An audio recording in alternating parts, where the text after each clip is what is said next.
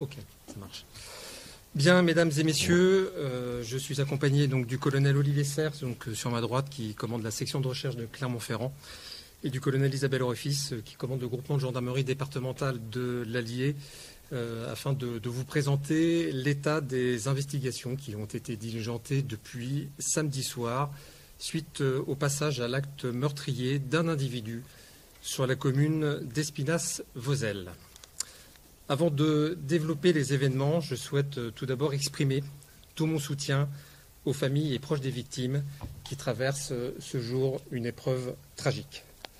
Je veille à ce que tous les moyens soient mis en place pour eux depuis samedi soir, notamment par une prise en charge psychologique, tout d'abord avec une cellule spécialisée, et désormais par l'association d'aide aux victimes Justice et Citoyenneté 03, qui est conventionnée par le ministère de la Justice, dont le regroupement de la Fédération France Victimes. Sur les faits, samedi 13 juillet, un jeune homme âgé de 20 ans, le jour même, domicilié rue du Moulin des Gaux à Espinasse-Vozelle, fêtait son anniversaire. Plusieurs membres de sa famille et des amis étaient présents depuis le déjeuner et d'autres invités se regroupaient pour l'apéritif dînatoire, ce dernier événement concentrant en soirée environ une vingtaine de personnes. Vers 19h30, un ami du jeune garçon venait au domicile en motocross, vêtu d'un masque de la Casa de Papel. Un peu plus tard, ils allaient tous les deux faire un tour de motocross en passant devant le domicile d'un voisin distant de 500 mètres. Devant la maison de ce voisin qu'ils savaient irascible, il leur semblait, à leur entendre des cris et des insultes, sans plus pouvoir déterminer leurs origines. Quelques minutes après avoir déposé la moto, ils décidaient de revenir sur les lieux et prévenaient leur famille qu'ils allaient aider une femme paraissant en danger. Deux autres jeunes, dont un mineur, les accompagnaient. À aucun moment, les services de gendarmerie n'étaient alertés de l'ensemble de ces événements. Suivis par deux pères de famille, les quatre jeunes se positionnaient devant le portail de leur voisin. Au bout de quelques instants, ce dernier sortait avec un fusil à pompe et tirait à au moins 4 reprises dans leur direction en étant positionné à environ 15 mètres.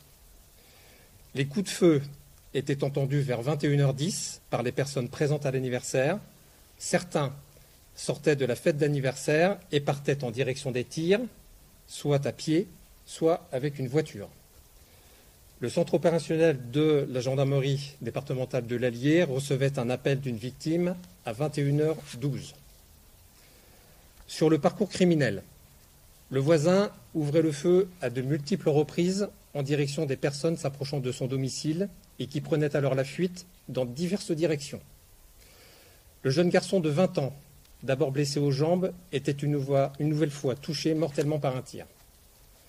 Le tireur cheminait par la suite à pied durant 500 mètres avec son fusil à pompe et des munitions, tuant le père du jeune garçon de 20 ans à proximité d'une maison dans laquelle il avait tenté de pénétrer pour trouver refuge.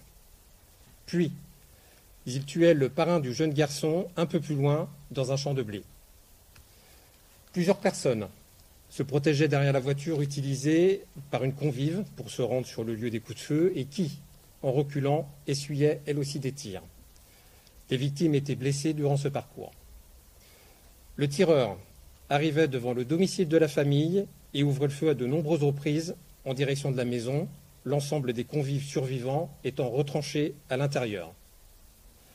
Le tireur allait être retrouvé décédé à l'extérieur de la propriété, derrière la haie, l'autopsie pratiquée ce jour ayant permis de confirmer qu'il avait lui-même retourné son arme contre lui. Dès samedi soir, la section de recherche de Clermont-Ferrand et la brigade de recherche de Vichy étaient saisies de l'enquête criminelle diligentée en flagrance des chefs d'assassinat et tentatives d'assassinat. Avec le renfort des enquêteurs des brigades de recherche de Montluçon et Moulins, de l'IRCGN et d'un coordinateur criminel de Mâcon, ce sont près de 12 enquêteurs qui se sont mobilisés depuis samedi soir, sans compter les gendarmes agissant en sécurisation du périmètre et pour le gel des lieux. La perquisition du domicile du tireur a permis d'y découvrir un important système de vidéoprotection ainsi que plusieurs armes à feu, 5 armes d'épaule, 450 munitions calibre 12 et plusieurs dizaines de munitions 22 long rifles. Plusieurs impacts de balles étaient constatés sur la boîte aux lettres de la propriété, démontrant des tirs de l'intérieur vers l'extérieur. Aucune présence féminine n'était mise en évidence, non plus de traces de lutte. Le téléviseur du salon était découvert allumé, projetant le jeu vidéo de tir sur la guerre Call of Duty avec un volume sonore très élevé. Sous ce téléviseur, un écran de surveillance permettait de visionner en temps réel le portail d'entrée de la propriété. L'auteur des faits est un ancien militaire de l'armée de l'air, surveillant aérien, ayant servi dans 3 bases aériennes de 1991 à 2003, année de son départ en retraite. Il n'a jamais servi en unité de combat et n'est ni commando, ni tireur d'élite. Natif du bassin vichysois, il vivait seul à son domicile depuis une séparation. Il était décrit comme sauvage, isolé et associable. Il exerçait dernièrement la profession de serrurier.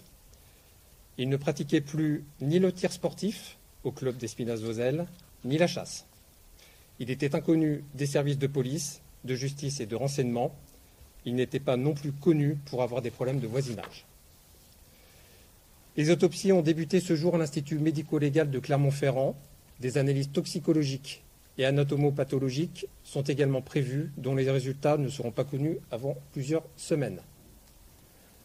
À l'aune de ces premiers éléments, outre le tireur, 3 personnes ont trouvé la mort. Un jeune garçon de 20 ans, son père et son parrain. Sans compter les autres victimes, 4 blessés par balle ont dû être hospitalisés sans pronostic vital engagé.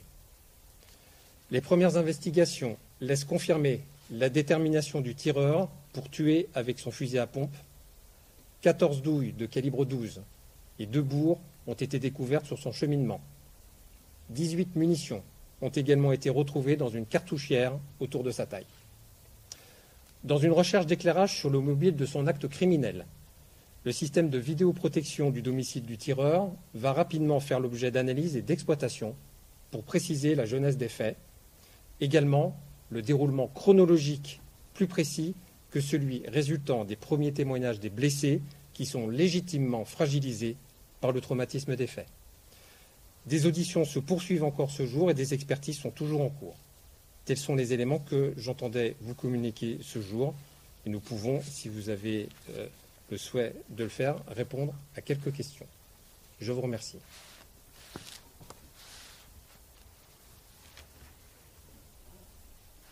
Oui. Est-ce que vous avez connaissance d'antécédents éventuels entre les victimes et le principal suspect? Aucun différend de voisinage n'est connu entre ces 2 familles.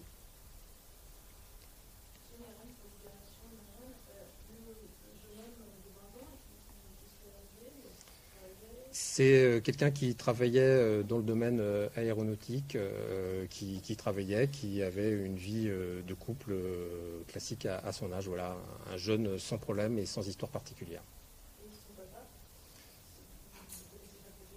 Oui, c'est quelqu'un qui exerçait comme chef d'entreprise, si ma mémoire est bonne.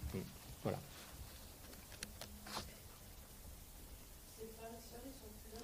Je ne rentrerai pas dans les détails pour préserver justement l'intimité de cette famille qui, je vous disais tout à l'heure, vit une épreuve tragique. Alors les personnes à ce jour sont toujours hospitalisées dans un état qui n'emporte pas, comme je disais tout à l'heure, des conséquences, en tout cas des séquelles lourdes. Concernant les armes retrouvées au domicile du suspect, est-ce qu'il était en règle? Il n'y avait qu'une seule arme qui était déclarée, donc sur les 6 armes, puisque je vous ai évoqué 5 armes retrouvées en perquisition, la 6e étant celle qu'il a utilisée, le fusil à pompe, une seule carabine 22 long rifle était déclarée. Et est-ce que c'est cette arme qui a servi à commettre... C'est le fusil à pompe qui n'était pas déclaré qui a servi à commettre les faits de nature criminelle. Aucune arme de guerre. Nous ne sommes pas du tout sur le profil, en tout cas, qui est rapporté depuis samedi soir, en tout cas sur cette personne. À notre connaissance, à ce jour, ce militaire, à l'époque, jusqu'en 2003, n'a jamais servi en opération extérieure. Est-ce que vous connaissez le nombre de personnes présentes à l'anniversaire? En début de soirée, lors de l'apéritif dînatoire, c'est à peu près une vingtaine de personnes.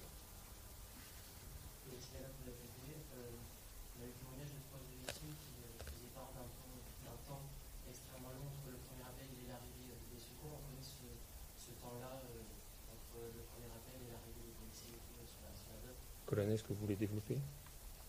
Alors, l'arrivée des gendarmes s'est faite suffisamment rapidement dans le temps dans lequel on était confronté. C'est-à-dire qu'on est appelé à 21h12, mais ensuite il y a un dispositif à mettre en place. Et donc il n'y a pas eu de retard véritablement dans la mise en place du dispositif. Ça s'est fait dans le temps. Maintenant, ce que je comprends, et je souhaite, pour ma part, si vous le permettez, présenter aussi toutes mes condoléances à la famille et aux proches des victimes. Je souhaite souligner que entre l'impression et la perception que l'on peut avoir du délai d'intervention et la réalité de l'intervention, il y a forcément un delta, et ça c'est bien normal, il n'y a pas de question à se poser là-dessus. Mais en revanche, ce que je peux confirmer, c'est que le délai entre de véritables interventions a été fait dans les délais raisonnables impartis. Il faut rappeler qu'on est sur un profil type de périple meurtrier. C'est les informations qui remontent en fait, on sont opérationnels à ce moment-là et qu'il y a des protocoles à respecter là aussi pour les forces de sécurité intérieure pour intervenir dans des règles de sécurité pour eux, mais aussi les services de secours et notamment le SMUR qui est intervenu rapidement sur place. Ce qui a déclenché ce que vous aviez à dire, c'était les cris d'une femme, c'était le jeu Call of Duty. Ça, c'est une supposition ou c'est... Ce que nous pouvons observer à ce stade des investigations et qui devront être confirmées bien évidemment par les analyses de la vidéoprotection, c'est que ces jeunes vont se rendre à ce domicile en déclarant qu'ils ont entendu des cris et des insultes, laissant supposer que peut-être une femme était malmenée dans le domicile. La perquisition et les investigations démontrent qu'il n'y a pas de femme dans ce domicile. En revanche, en effet, il y a ce jeu vidéo Call of Duty avec un volume sonore très élevé. Est-ce que ça aurait pu être interprété sur une phase de jeu par ces jeunes qui passent, là aussi, avec une motocross, donc le bruit environnant avec tout ça, comme peut-être des cris d'alerte d'une femme se faisant agresser. Ça, voilà, on va réaffiner les auditions. On a pour l'instant quand même des victimes qui sont quand même très traumatisées, légitimement traumatisées par les événements. Donc les choses vont revenir au fur et à mesure et on va affiner par des éléments objectifs qui sont tous les disques durs de la vidéoprotection qui étaient développés chez le tueur. Oui. Il a été blessé, tout à fait, oui. Il fait partie des 4 personnes qui ont été hospitalisées en urgence relative samedi soir.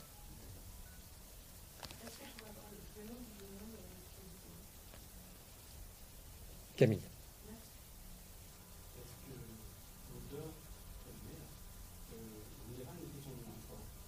Non, je n'ai pas donné son nom, non. C'est volontaire. Là aussi, les membres de sa famille, moi, je trouve que c'est important aussi pour la justice aussi de préserver des personnes qui pourraient subir en fait des conséquences diverses et variées. Je crois que certains des journalistes avaient déjà repéré le domicile. Je laisse à chacun cette responsabilité. Est-ce qu'il était connu pour être suivi sur le plan médical, psychologique, psychiatrique? À notre connaissance, non. Les analyses toxicologiques que j'ai requises permettront de vérifier, là aussi, s'il y a eu absorption de substances médicamenteuses, d'alcool ou de stupéfiants. Et ça, c'est quelque chose que nous ne saurons pas avant plusieurs semaines. Pas de suivi médical à notre connaissance, on n'est pas sur un profil, en tout cas, qui était connu ou détecté comme ayant des troubles psychiatriques.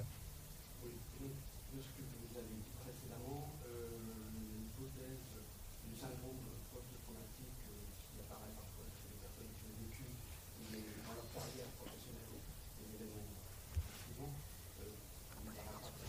non, on n'a pas d'éléments là-dessus, mais en tout cas, ce qu'on sait aujourd'hui, c'est que ce n'est pas quelqu'un qui a servi en opération extérieure. Donc, a priori... On est toujours dans cette phase de recueil d'investigation et de recueil d'éléments. Ça fait que 2 jours. Donc, on construit le profil aussi, et à ce stade, oui, on peut dire qu'il n'a pas servi en opération extérieure, ce qui ne veut pas dire qu'on nous sortira à un moment donné un document, mais pour l'instant, non.